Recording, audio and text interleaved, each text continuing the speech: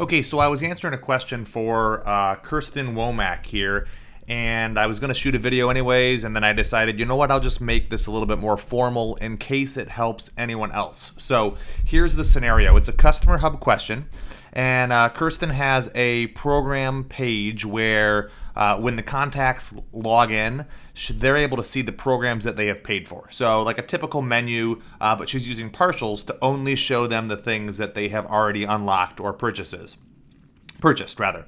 And she wants, when the contact logs in, wants the navigation menu to only show the programs page, so they always start there.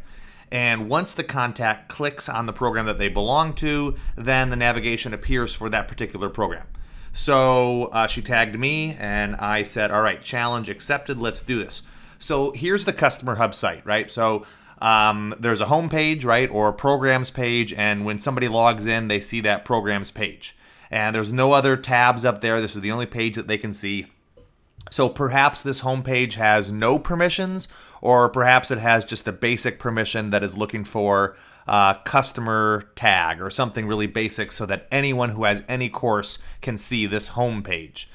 So then what I have below is 3 different partials, one for course A, one for course B, and one for course C. And if you're not familiar with Customerhub, the way partials work is they're just preloaded blocks of content that you can put onto a specific Customerhub page. And the reason you might do that is because these partials can have different permissions than the page they're on. So somebody might be able to see the home page, but can't necessarily see course A. They can see course B, but not course C, something like that. So, for example, if you log in and you don't have any of the permissions for course A, B, or C, you won't see anything there. You might see a teaser saying, hey, this content is not available yet, something like that, or there might just be empty space there, right? That's up to you how you handle the converse of the permission. But let's say for this scenario, you log in and you have access to course A.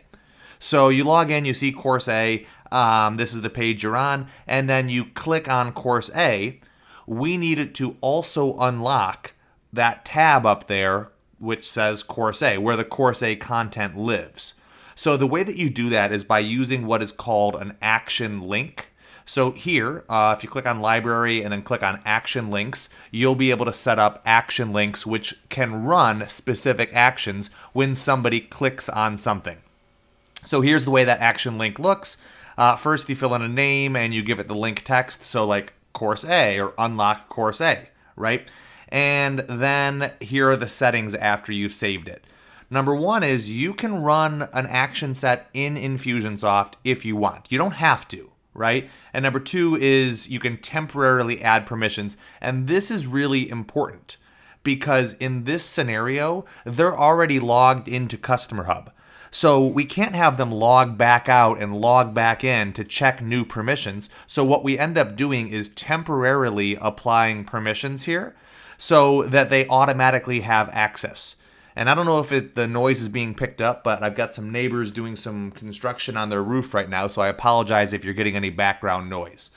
So you temporarily add these permissions, giving them the access to course A so that during that session they can consume it, right? And then there you go. So you choose group course A. You can temporarily apply tags and temporarily apply subscriptions, that sort of thing. Again, that's not impacting their contact record long term. It's just saying behave as if they had those permissions. And then the last piece here is you can temporarily remove permissions. So if you want, you could say, you know what, remove them from the page programs. Right? So you can restrict them so that they don't see that page if once they've selected their course, you don't want them to have access to that home page any longer. And then you can redirect to whichever page the content is on. So I'm redirecting to course A. Remember, it's a link they're clicking, so that link has to take them somewhere. So step 4 is the redirect that we're choosing.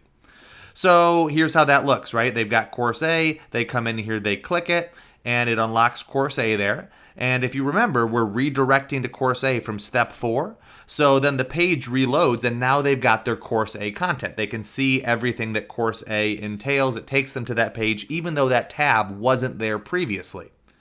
Now, if you like I said, you could restrict the home page. You could remove access to that home page so that they can't see that. But basically, that's all we need to do.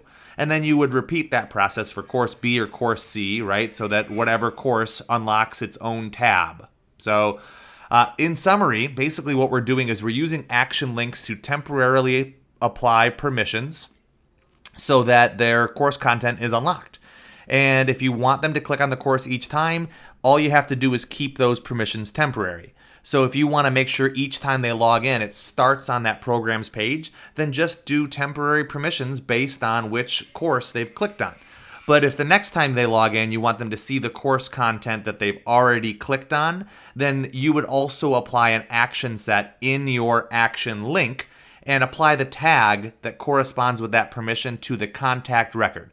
So that the next time they log in, there's a tag that says already viewed course A, and the course A tab is just, it's in that menu so that they don't have to click on the partial on that home screen again.